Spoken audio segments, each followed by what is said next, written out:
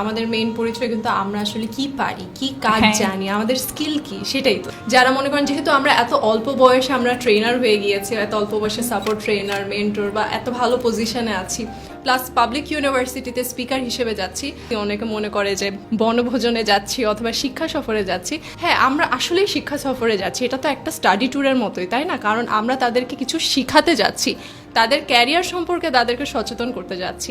শিখাতে পেরেছি এবং তারা আমাদের কাছ থেকে শিখতে পেরেছে, তাই না? জাহাঙ্গীরনগরে এমন ছিল যে রুমে আসলে স্টুডেন্ট বসতে দেওয়ার জায়গা ছিল না। আমাদের সাস্টেও সেম বিষয়টাই ছিল যে অনেক বেশি স্টুডেন্ট ছিল, এমনও হয়েছে যে অনেক স্টুডেন্ট কিন্তু দাঁড়ায়ও ছিল, ক্লাসের মধ্যে বসার সিট নেই।